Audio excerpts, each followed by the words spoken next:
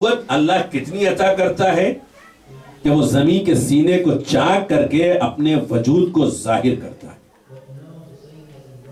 اور پوشیدہ ایک دانہ کیا جاتا ہے، اسی ایک دانے سے وہ 700 دانے عطا کرتا ہے۔ یہ دیتا ہے پروردگار عالم۔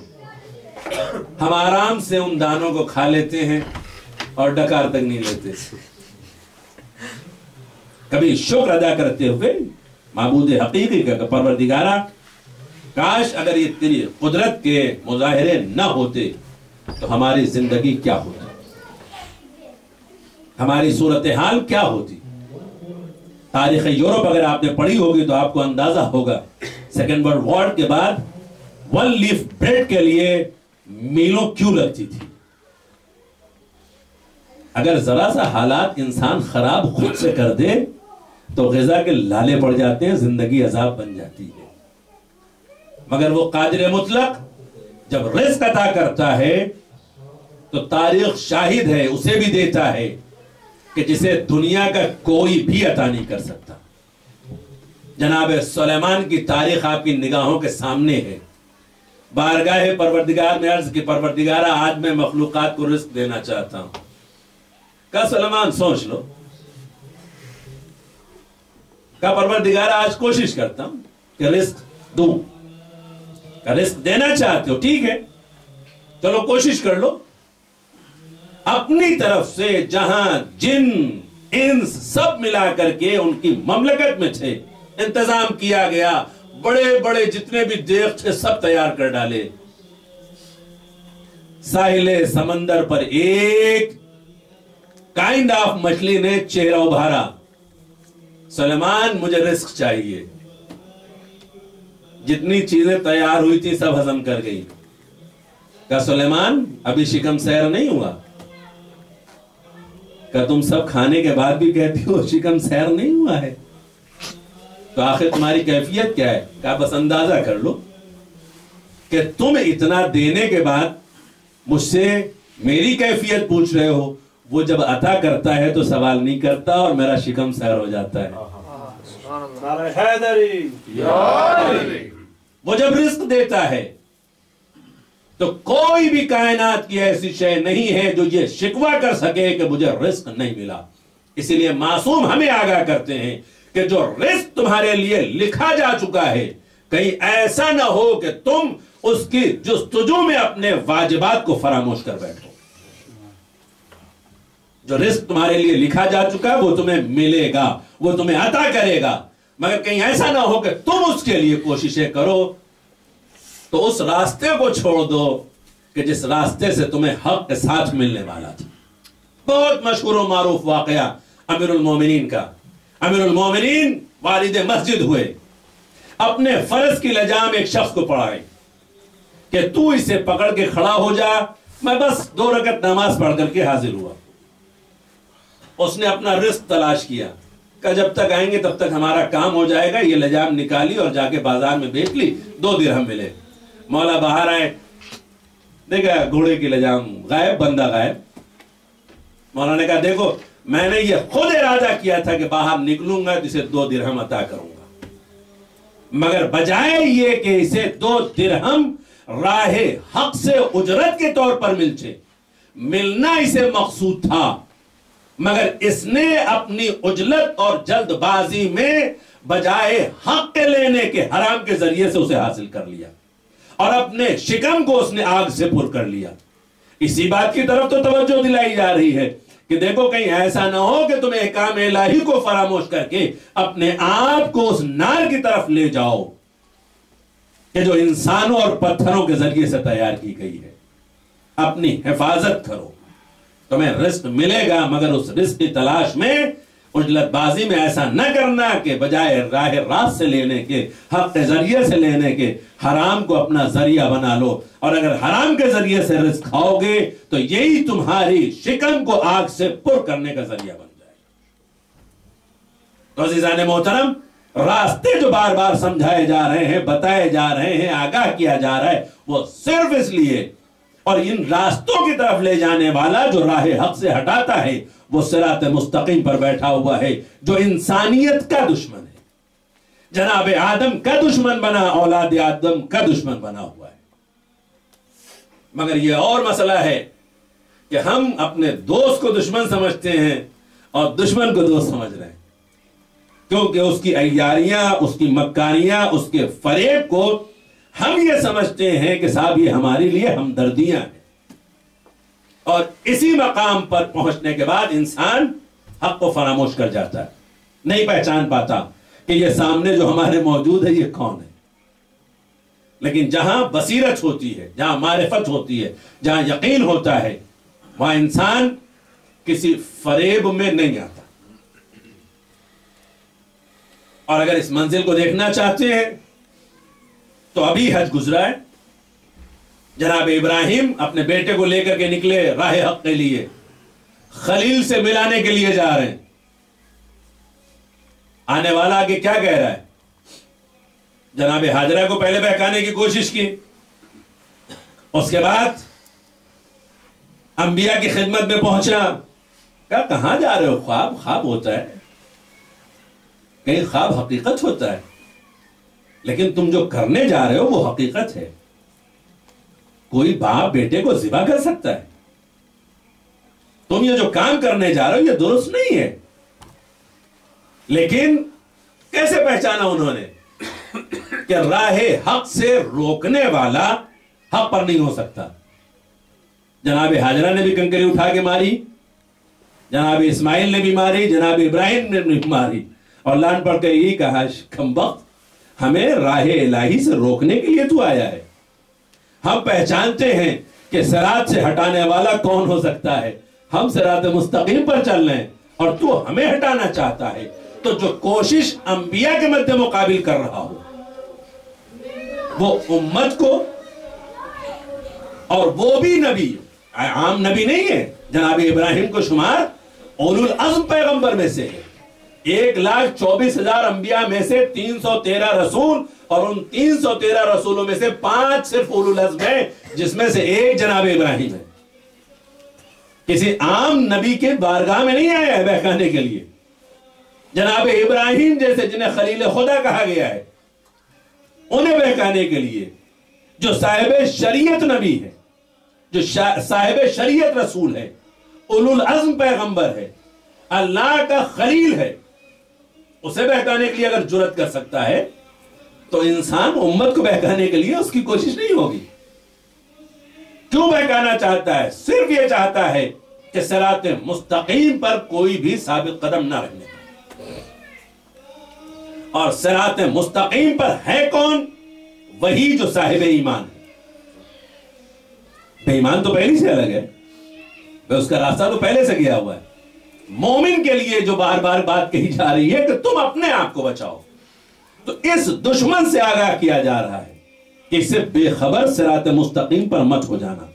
ہاں اگر تم تمسک اختیار کر لو گے ان ذوات مقدسہ سے کہ جن کے بارے میں اس نے خود ظاہر کیا ہے کہ میں عاجز ہوں، کچھ تیرے ایسے خاص بندے ہیں جو نہیں بہکیں گے، تو جو نہیں بہکیں گے اگر آپ ان سے متمسک رہے، ان کے دامن سے چمٹے رہے، ان کے در سے چمٹے رہے، تو لاکھ زمانہ بہک جائیں مگر یہ نہیں بہکیں گے، کیونکہ یہاں خود دشمن اپنی کمزوری کا اظہار کر رہا ہے کہ ہماری اپروچ وہاں تک نہیں ہے، اور اس دشمن کا بھی تعلق رجس سے ہے، اور اللہ نے پہلے ذمہ داری یہ لے لی ہے کہ اے اہل بیت پیغمبر، رجس تم سے بہت دور ہے، میں اس کا ضامن ہوں۔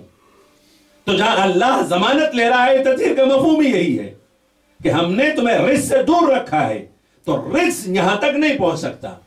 اب ہماری ذمہ داری ہے کہ ہم در اہل بیت سے متمسک رہیں، دامن اہل بیت سے متمسک رہیں، تاکہ اس کھلے ہوئے دشمن سے بھی نجات پا جائیں اور کامیابی ہمارا مقدر بن جائے۔ اس کے باوجود بھی دشواریاں رہیں گی زمانے میں، مشکلات رہیں گی زمانے میں، امتحانات کی منازل آئیں گی زمانے میں، آزمایا بار بار جائے گا زمانے میں، کیونکہ جو راہ حق سے ہٹ جائیں یا راہ فرار اختیار کر لیتے ہیں ان کے لیے مسئلہ نہیں ہے۔ اور یہ بات آپ اچھی طریقے سے جانتے ہیں کہ اب عقل انسانی کے لیے ایک نئی فکر دی جا رہی ہے. پہلے صرف یہ تھا کہ سب سے بڑی ذات پروردگار کی، وہ قادر مطلق ہے، اس کے مد مقابل میں کوئی نہیں ہے. اب ایک نئی فکر عالم وجود میں آ گئی، کہا نہیں صرف اللہ ہی سب سے پاورفل نہیں ہے، بلکہ ایک اور ہے، اور وہ کون ہے؟ شیطان ہے. شیطان بھی سب سے بڑا پاورفل ہے، اسی لیے اللہ سے بھی اسے مہلت ملی ہوئی ہے. تو یا تو اللہ پاورفل ہے یا شیطان پاورفل ہے، دو ہی ہیں. اب آپ کے اوپر ڈیپینڈ کرتا ہے کہ ان دو پاورفل میں سے، سپر پاورز میں سے آپ کسے چنتے ہیں. اگر اللہ کو چنیں گے تو وہاں قانون بھی ہے، شریعت بھی ہے، مذہب بھی ہے، دین بھی ہے، اصول بھی ہے، فروع بھی ہے، یہ بھی ہے، وہ بھی ہے، اور تمام تر باؤنڈریاں بنی ہوئی ہیں اور قانون نافذ کر دیے گئے ہیں. آپ کی مرضی بھائی، آپ چوز کر لو. لیکن اگر آپ ادھر نہیں جاتے، اس دوسری سپر پاور کو آپ تھامتے ہو، پکڑتے ہو، اس پر یقین رکھتے ہو، تو یہاں ہر چیز فری ہے. یہاں کوئی قانون نہیں ہے، یہاں تمہاری لائف ہے، جیسے چاہو جیو. باقاعدہ یہ مذاق نہیں ہے، یہ وہ حقیقت ہے کہ جو امریکہ میں بعض علاقوں میں شیطان کے پیروکار عالم وجود میں ہیں اور ان کے گروپس پورے ہیں پورے. It's not just fun and joke. یہ وہ ریئلٹی ہے کہ جسے وجود میں آئے ہوئے ایک عرصہ ہو چکا ہے اور لوگ اس میں شامل ہو رہے ہیں. اب شیطان کی اپنی فنکاریاں اور اپنے لیونگ سٹائلز ہیں. وہ جس طریقے سے رہنا چاہتا ہے ویسے ہی اپنے فالوورز کو بھی رکھے گا. لیکن جو اللہ اور خاصان خدا والے ہیں ان کے یہاں بہرحال پاکیزگی کا خیال رکھا جائے گا، نجاست سے دور رہا جائے گا، احکامات کی پیروی ہوگی، فرامین پر عمل ہوگا، تقاضائے محبت کو پورا کیا جائے گا، اظہار محبت کیا جائے گا، غم منائے جائیں گے، خوشی منائی جائے گی. لیکن جو کچھ بھی کیا جائے گا وہ صرف ان کی خوشنودی کے لیے، سبحان اللہ، کسی اور کے لیے نہیں ہے. تو اب جو دوسری طاقت ہے وہ بہرحال آپ جس طاقت کے فالوورز ہوں گے وہ آپ کو دوست تو نہیں سمجھیں گے. شیطان تے بار بار کر کے تے دو میں ہاتھ بلند کر کے نعرہ حیدری ماشاءاللہ صلوات محمد وعلی اللہم صلی علی محمد وعلی محمد. اور جناب آدم کی خلقت سے لے کر کے آج تک یہ جتنے بھی حق و باطل کی جنگ چل رہی ہے اس میں سب سے بڑا کردار شیطان کا رہا ہے. جو بھی شیطانت کرے اس کی کوئی قید نہیں ہے، اور جو شیطانت کرے گا وہ شیطان والا کہلائے گا. باقی رحمان والے پہچانے جاتے ہیں کہ کون ہے جو رحمان کا یقین رکھنے والا ہے اور رحمان کا پیروکار ہے اور اس کے نمائندوں کی محبت رکھتے ہوئے ان کی پیروی کرتا ہے. یہ پوری تاریخ شاہد ہے، ہر دور میں رحمان کا نمائندہ اس کائنات میں رہا ہے اور شیطان کی اپنی طرف سے کوششیں ہوتی رہی ہیں. اب جتنا انسان دشمن سے آگاہ رہا اتنا اس نے ہوشیاری کی اور اپنی پریپریشن کی اپنے ڈیفنس کے لیے کہ یہ ہم پر غالب نہ آنے پائے. جناب ابراہیم کی مثال میں نے آپ کے سامنے دی. جناب اسماعیل جیسے یہ عام نبی نہیں ہیں، عام واقعات نہیں ہیں. جناب حاجرہ بھی عام بیوی نہیں ہے. آج بھی اگر مسلمان زمزم کا پانی بڑے شوق سے پیتا ہے تو انہی ماں اور بیٹے کی زندگی کے وہ آثار ہیں کہ جنہیں قدرت نے ظاہر کر کے یہ بتا دیا کہ جب تک تم یہاں سے یہ لے جا کر کے شفا حاصل کرتے رہو گے تب تک تمہیں یہ یاد آئے گا. اس بچے کی کم سنی کہ جس کے قدموں کی رگڑ سے اگر پانی نکل آیا ہے اور وہ کوئی ریگستان اور صحرا نہیں ہے، جتنا بھی ہے سب ماؤنٹین ایریاز ہیں، سب پہاڑی علاقے ہیں، پتھر پر قدموں کے رگڑنے سے نبی خدا کے پانی نکل سکتا ہے. اگر نبی کا لال بھی چاہتا تو صحرائے کربلا میں پانی کی کمی نہیں تھی، مگر مقام امتحان، منزل امتحان میں. کبھی بھی انبیاء اور اوصیاء نے اپنے ان معجزات کو استعمال نہیں کیا جو قوت ان کے پاس تھی اس ماں کے لیے کہ جو اپنے بچے کی پیاس بجھانے کے لیے صفا سے مروہ تک 7 مرتبہ گئی ہے. کیا ایک مرتبہ میں یقین نہیں آیا تھا؟ کیا جناب حاجرہ کو یہ پتا نہیں تھا کہ یہاں پانی نہیں ہے؟ مگر جناب حاجرہ بتا رہی تھی کہ تمہیں معلوم ہے اولاد کی محبت ماں کے دل میں کیا ہوتی ہے؟ تمہیں خبر ہے ماں اپنی اولاد سے کتنا پیار کرتی ہے؟ کاش ہمارے بچوں کے دل و دماغ میں بھی یہ بات بیٹھ جائے کہ ہم جن کے حکم کی نافرمانیاں کرتے ہیں وہ ہم سے کتنی محبت کرتے ہیں. جو اپنے دکھ درد کو بھول کر کے اپنی اولاد کا خیال رکھتی ہے، کیا ہم بھی ان کا خیال اسی طرح سے رکھتے ہیں؟ جبکہ حکم پروردگار یہی ہے، حکم معصوم یہ ہے. تم نہیں جانتے ہم نے تمہاری جنت تمہاری ماؤں کے قدموں میں رکھ دی. اپنی ماں کی عظمت کو پہچانو. ہمارا سلام ان ماؤں پر کہ جنہوں نے اسلام پر اپنے بچوں کو قربان کر کے اسلام کو زندگی عطا کی. جناب حاجرہ کا تذکرہ میں اس لیے کر رہا تھا کہ جناب حاجرہ نے جناب اسماعیل کے گلے پر صرف چھری کا نشان دیکھا تھا. غشی طاری ہو گئی تھی، بے ہوش ہو گئی تھی اور یہ کہہ رہی تھی جناب ابراہیم سے اگر میرا لال ذبح ہو جاتا تو کیا ہوتا. میں کہوں گا خلیل کی بیوی جناب حاجرہ، آج تک آپ کی سنت پر عمل ہو رہا ہے. دشت کربلا پہ آ کر ان ماؤں کو دیکھو کہ جو اپنے گھر سے اپنے بیٹوں کو تیار کر کے لے کے آئیں گے. سب سے بڑی مثال اس علی کی بیٹی کی ہے کہ جو جناب عبداللہ سے یہ کہہ رہی تھی عبداللہ میرا بھیا مدینہ چھوڑ رہا ہے، اگر زینب مدینے میں رہ گئی تو دم نکل جائے گا. جناب عبداللہ جن کے لیے تاریخ نے یہ جملہ لکھا ہے کہ مدینے کے سخی ترین شخص شمار کیے جاتے تھے. جناب جعفر طیار کے بیٹے. کوئی بھی اگر مدینے میں آتا تھا تو اسے جناب عبداللہ کا مکان دکھلا دیا جاتا تھا. اور کیوں نہ ہو جس گھر میں علی کی بیٹی رہتی ہو، جو اپنے بابا کی زینت بن گئی ہو، وہ بیٹی اس گھر سے سخاوت نہیں ظاہر ہوگی تو اور کہاں سے ظاہر ہوگی. لیکن عزیزان محترم جناب عبداللہ بن جعفر طیار بعض روایتوں کے مطابق مدینے میں بیماری کی وجہ سے نہیں نکل سکے، بعض روایتوں کے مطابق مکے تک آئے اور پھر وہاں علیل ہونے کی وجہ سے، بیمار ہونے کی وجہ سے نہیں جا سکے، مگر اپنے دونوں بیٹوں اون محمد کو جناب ثانیہ زہرا کے سپرد کر دیا. علی کی بیٹی اگر میں نہیں جا سکتا تو میرے یہ دونوں لال آپ کے ساتھ رہیں گے. اگر نبی کے لال پر کہیں بھی وقت آن پڑے، اب ایک ماں ہے جس نے پرورش کی ہے اپنے ان بچوں کی، لے کر کے چلی ہیں، والد کربلا ہوئی ہیں، تمام مصیبتیں آپ سنتے رہتے ہیں کن کن طریقے سے حالات و واقعات رونما ہوئے.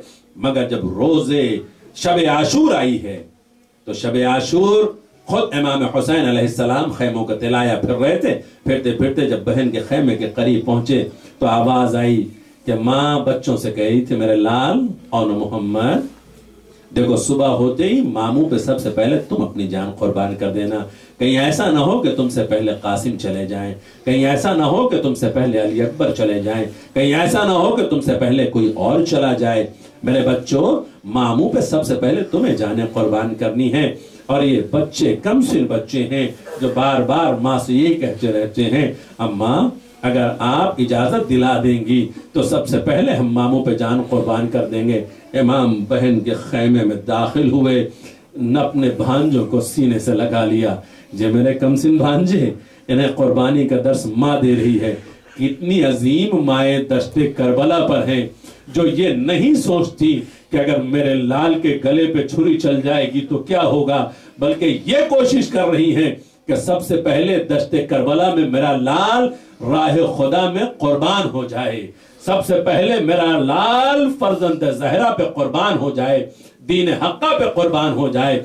और यही हुआ कि जब वो वक्त आन पहुंचा कि असहाब व अंसारान हुसैनी दर्जे शहादत पर फायज हो चुके और फिर बनी हाशिम का सिलसिला शुरू हुआ, तो अब ये दो नन्हे नन्हे बच्चे हैं जो बारगाह इस्मत में हाजिर हो गए। मामू जान हमें इज़्न जिहाद अता कीजिए।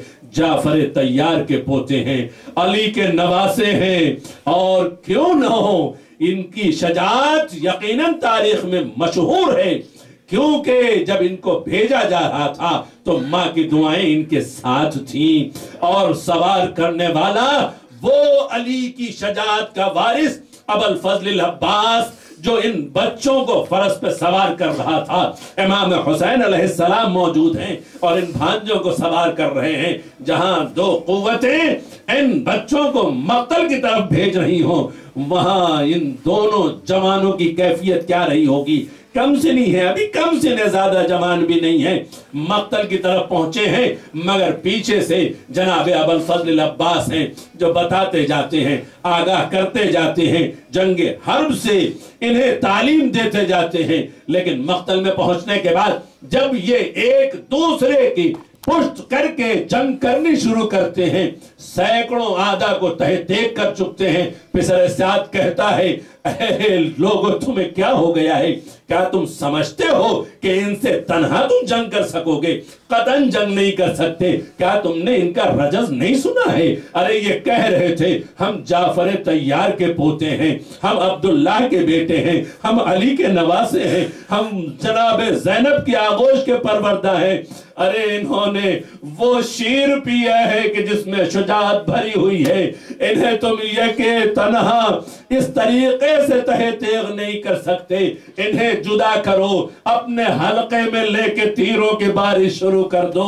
अरे ये ज़ैनब के दोनों लाल, सानिया ज़हरा के दोनों फर्जंद जब नरगे आदा में घिर गए, तीरों की बारिश शुरू हुई, तीरों तबर लगने लगे, जख्म पर जख्म खाए हैं। तो एक मरतबा तड़प के जब फरस से जमीन पर आने लगे, आवाज दी, या अम्मा अदरिकनी, मामू जान हमारी मदद के लिए आइए। अबुल फजल अब्बास बढ़े, इमाम हुसैन अलैहिस्सलाम बढ़े, और जाने के बाद अरे नन्हे नन्हे लाशें लेकर के खैमे की तरफ बढ़े हैं। जनाबे सानिया ज़हरा मुंतजिर थी, मेरे बच्चों की कोई खबर नहीं आई, अरे मेरे बच्चों का कोई पैगाम नहीं आया। इधर दोनों शहजादे संवरे हुए चले आ रहे हैं, तलवारों से अमामे कट कट करके चेहरों पे सेहरे बन चुके हैं और खून जिस्म से तर हो गया। इमाम ने ला करके खैमे के अंदर दोनों शहजादों के लाशें रखे। अरे सानिया ज़हरा की नजर पड़ी, बीबी ने मुसल्ले इबादत पर कयाम किया, सर सजदे खालिक में रख दिया। परवरदिगारा तूने मेरे फिदिये को कबूल कर लिया। अरे मेरे बच्चों की प्यास बुझ गई, मामू पे फिदा हो गए। मगर अजीजो उसके बाद मुड़ के कहती है, मेरे लाल और मोहम्मद मुझे माफ करना, तुम मेरे फर्जंद तो जरूर हो मगर मैं तुम्हारा मातम नहीं करूंगी। मैंने तुम्हें हुसैन पे कुर्बान कर दिया है, फिदिया कर दिया है। अजीजो सानिया ज़हरा ने अपने बच्चों का मातम कभी नहीं किया। अगर मातम किया है तो या तो हुसैन का मातम किया है या अली अकबर का मातम किया है और दूसरों का मातम किया है, मगर अपने बच्चों का मातम न करबला में किया है और न शाम से रिहाई के बाद अज़ा खाने में जब सर आए हैं दोनों शहजादों के, तब भी बीबी ने मातम नहीं किया।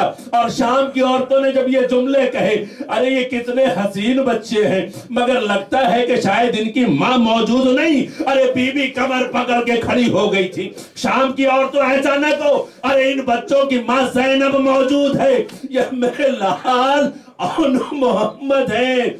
ऐसा न कहो, मगर इंसाफ से बताओ, ये एक ज़ैनब किस किस का मातम करे? अपने बच्चों का मातम करे या उसका मातम करे जिसे 18 साल चक्किया पीस पीस कर पाला था, या अपने माजाए हुसैन का मातम करे? मगर अजीजो, अरे जिस ज़ैनब ने औलो मोहम्मद का मातम कभी ना किया, जब मदीने पलट के आई है, अब्दुल्ला के घर में पहुंची है, नन्हे नन्हे ओनो मोहम्मद के बिस्तर नजर आए, माँ का दिल उमड़ पड़ा, दरमियान में बैठ गई। वाह ना वाह मोहम्मदा, मातम शुरू किया।